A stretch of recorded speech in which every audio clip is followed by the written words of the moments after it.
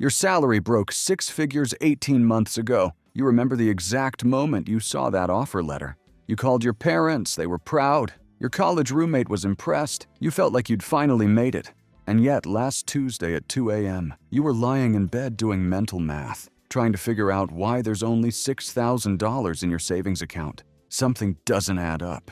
You're making more money than 90% of Americans, and somehow you feel more broke than when you were making $60,000. What's going on? David here, and today at David Capital, we're breaking down the most dangerous financial position you can be in: high income, zero wealth. If you're someone who looks successful on paper but feels like you're drowning in quicksand, make sure to subscribe to the channel and give this video a thumbs up if you find it helpful. Let's get into it. Here's what nobody tells you about making good money. It doesn't automatically make you wealthy. It just makes you expensive. Think about it. When you were making $50,000, you lived in a decent apartment, drove a reliable car, ate out occasionally. Life was tight, but it worked. Then you got promoted. $80,000. Then $120,000. Then $180,000. And every time your income jumped, something weird happened. Your rent went up. Your car got nicer. Your dinners got fancier, your trips got more exotic,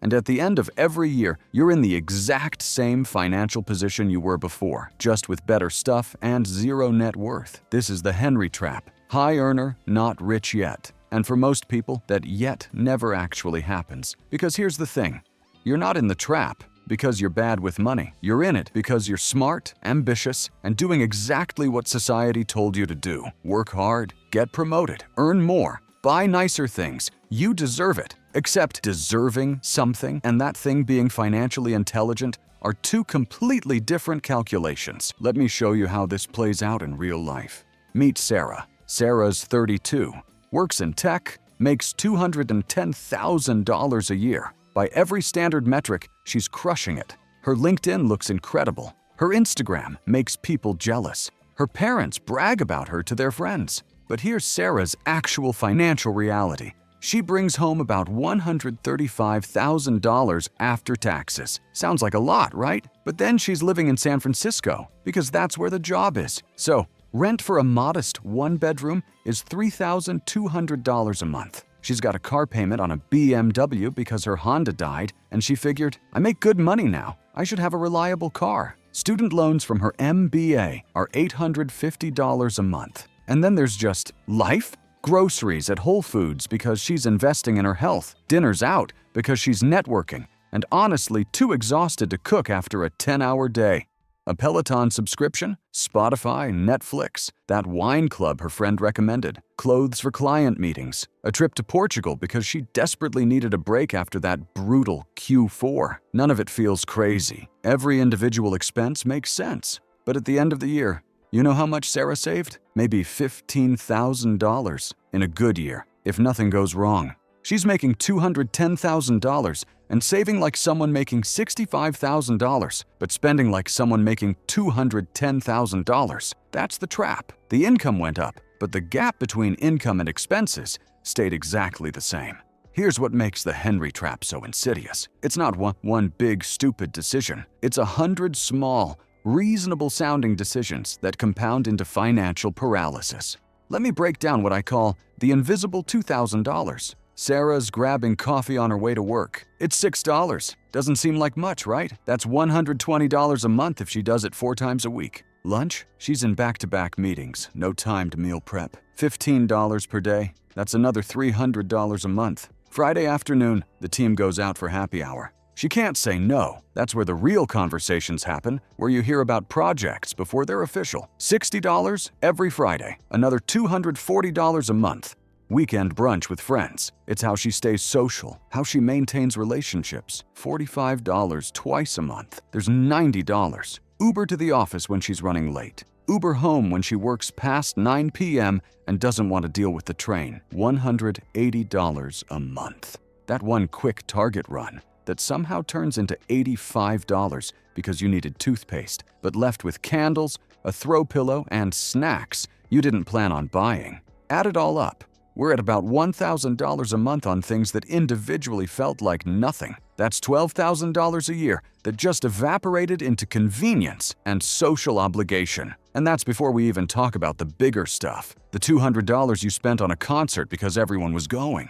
The $800 you dropped on that wedding in Austin because you couldn't say no. The $1,200 small shopping spree because you needed work clothes and somehow bought an entire new wardrobe. This is what I mean when I say Henrys aren't making one catastrophic mistake. They're making 100 tiny ones that feel responsible in the moment but are catastrophic in aggregate.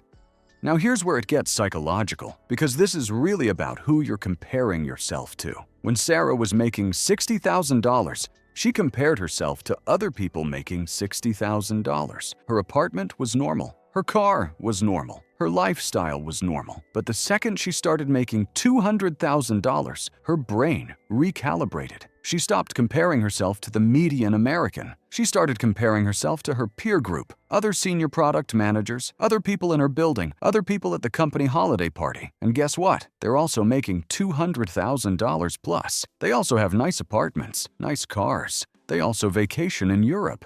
So when Sarah sees her coworker upgrade to a Tesla, her brain doesn't register that as reckless spending. It registers it as normal for people at my level. The most dangerous sentence in personal finance is, everyone else is doing it. Yeah, everyone else is doing it. And everyone else is also broke. They've just upgraded their definition of broke to include a nicer zip code. You're using your peer group as your financial benchmark, but your peer group is also trapped. They're just trapped at a higher income level with better furniture and more expensive problems.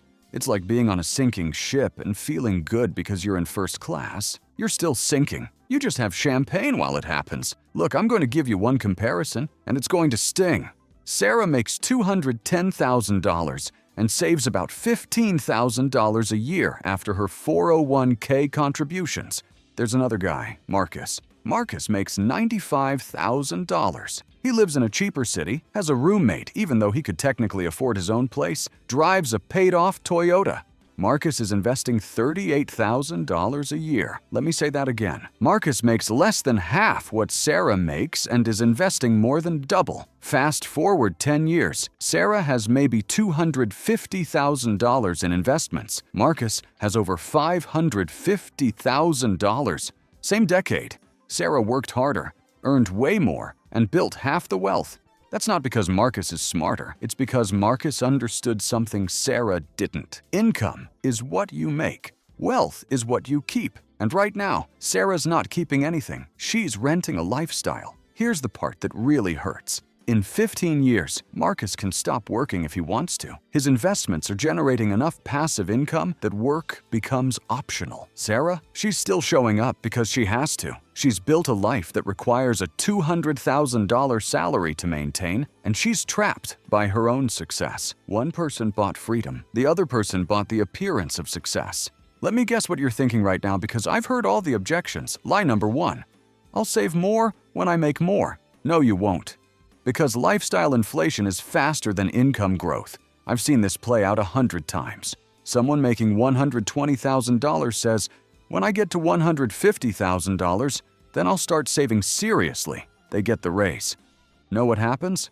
They move to a better apartment, upgrade their car, start shopping at nicer stores. The gap never closes. The person who can't save at $100,000 won't save at $200,000 because the problem isn't the income. It's the operating system. Lie number two. I need to live in an expensive city for my career. Maybe.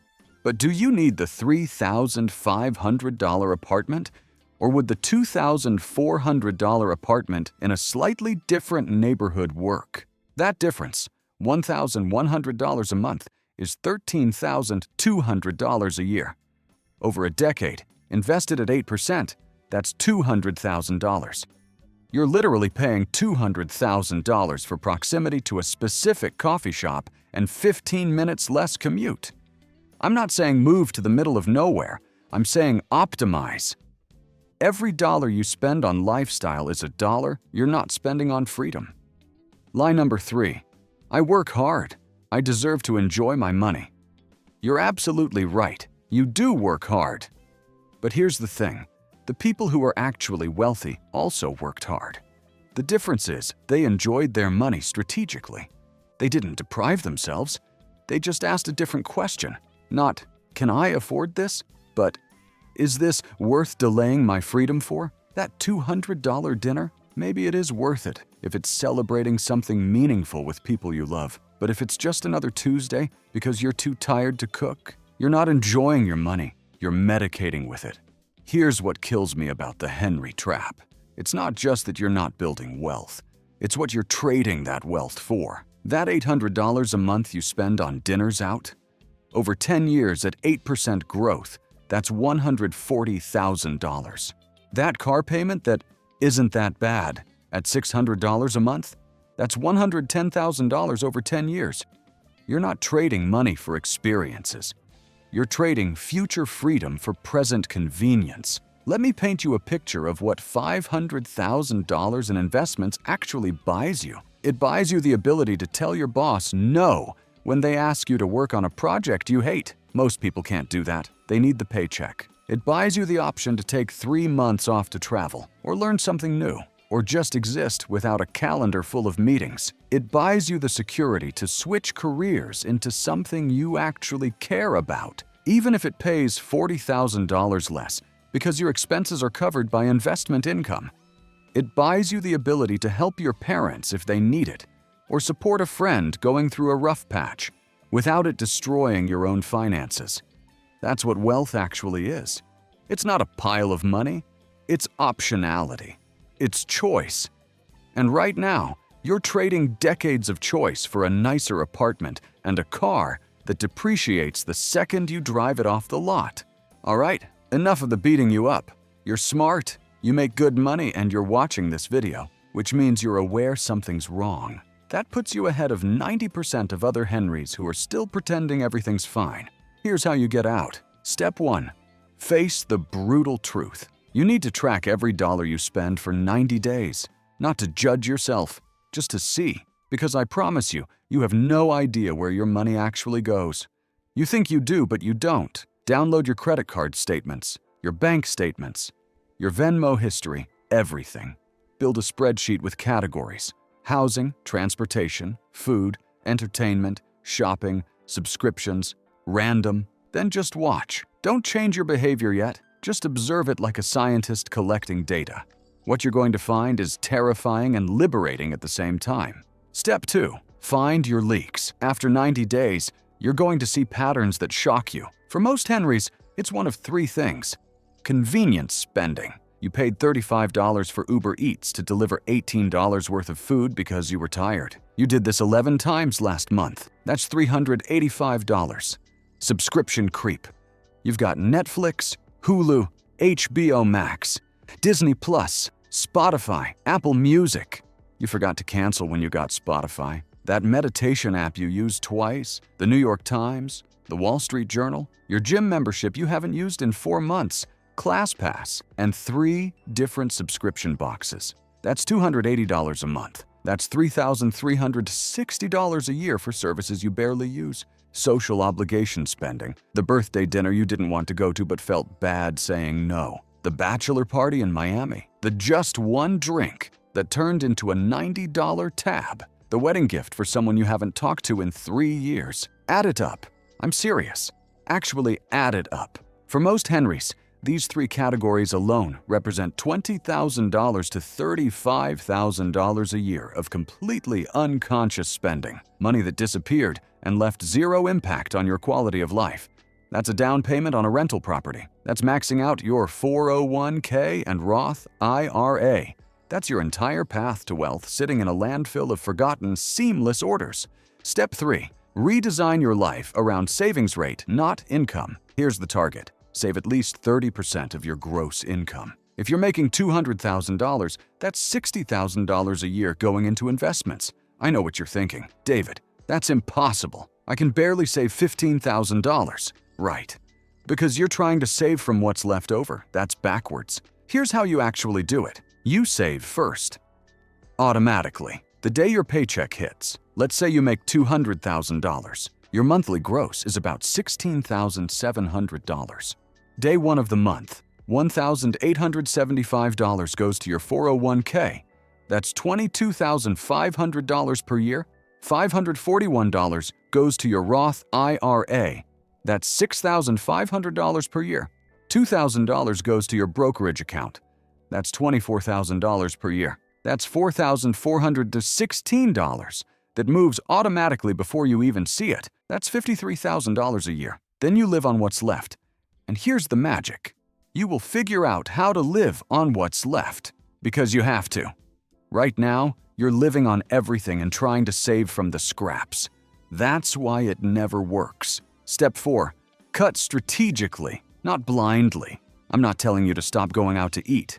I'm not telling you to sell your car and ride a bike. I'm not telling you to move into a studio with 3 roommates. I'm telling you to cut the things that don't matter so you can afford the things that do. Maybe dinners with your 3 best friends matter. Keep those. But the networking dinner with people you don't even like? Cut it. Maybe that annual trip to visit your family matters. Keep it. But the weekend in Napa because you were bored? Cut it. Maybe the gym membership you actually use matters. Keep it. But the subscription to that app you downloaded during a 3 a.m. infomercial spiral? Cut it. You're not depriving yourself. You're getting intentional. You're asking, does this expense move me toward freedom or away from it? Step 5. Build assets, not lifestyle. After year 1 of this system, you'll have $60,000 to $80,000 in liquid investments. After year 3, you'll have $200,000 plus. That's when the magic starts. Because now you can buy a rental property. You can invest in index funds that generate dividends. You can start a side business with actual capital behind it. Your W-2 income is capped. You're maybe getting 5 to 10% raises if you're lucky. But assets compound. A rental property appreciates, builds equity, and generates monthly cash flow. Index funds grow at 8 to 10% annually and pay dividends. A side business has uncapped upside. That's how you escape. You use your high income to build assets that eventually replace your income. By year 5, you might have $300,000 invested. That's generating about $24,000 a year in growth and dividends without you doing anything. By year 10, you could have $700,000. That's generating $56,000 a year passively. By year 15, you're at $1.3 million. That's generating $104,000 a year. Suddenly, your job becomes optional. You're not working because you have to. You're working because you choose to. That's the game. That's the exit. But here's the deepest part of this whole thing, and it's not really about the money. The reason most Henrys stay trapped is because they've built their identity around being a high earner instead of becoming wealthy. High earners optimize for income and status signals. Wealth builders optimize for net worth and freedom. High earners ask, can I afford this? Wealth builders ask, is this the best use of this capital? High earners buy the $70,000 car because the payment fits their budget. Wealth builders buy the $25,000 car and invest the difference, which becomes $100,000 in a decade. This isn't about being cheap. It's about being strategic. You're not your salary. You're not your title. You're not the apartment you live in or the car you drive. You are the choices you make with your capital. And if you're a Henry, you're currently choosing to look rich instead of be rich. There's a concept in finance called stealth wealth. It's people who are worth millions, but you'd never know it. They drive Toyotas. They live in normal houses. They wear normal clothes. They're not cheap. They're just optimizing for freedom instead of appearances. And here's the ironic part. They're happier than the Henrys because they're not stressed about money. They're not living paycheck to paycheck at $200,000. They have options. Look, I know it's hard. You spent a decade grinding to get to this income level. It feels like you finally made it. And now I'm telling you to live like you didn't. But here's the reframe. The real flex isn't the car. It's not the apartment. It's not the vacation photos. The real flex is freedom. It's being 38 years old with $800,000 invested and realizing you could walk away from your job tomorrow if you wanted to. It's having what they call FU money. Not because you want to say F you to anyone, but because you want to say yes to the things that matter without needing permission. That's what you're trading right now. You're trading future freedom for a nicer kitchen and a car that loses value the second you drive it off the lot. And the people you're trying to impress with that lifestyle, half of them are also broke. They're just better at hiding it than you are. The people who are actually wealthy The ones with $5 million, $10 million net worths. Most of them drive Hondas, live in normal houses, and you'd never know they were rich unless you saw their brokerage statements, because they figured out the game. Wealth whispers, debt screams. The loudest person in the room is usually the brokest. The person with the flashiest car is usually one paycheck away from panic. Real wealth is quiet. It's boring. It's a Vanguard account that grows while you sleep. So here's my challenge. Take the next 90 days. Track everything. Look at the math. Calculate your real savings rate. And then ask yourself honestly, am I living the financial life of someone building wealth, or am I living the financial life of someone performing wealth? Because if you're a Henry, you've got the most valuable raw material there is. High income. That's rocket fuel. The only question is whether you're going to keep burning it on the launch pad, or whether you're actually going to build something that gets you somewhere. You're sitting on a gold mine. Stop trading the gold for shiny objects. David Capital. We turn high earners into high net worth. If this one hit different, smash that like button and subscribe. Drop a comment and tell me, what's your biggest money leak? Let's talk about it. See you in the next one.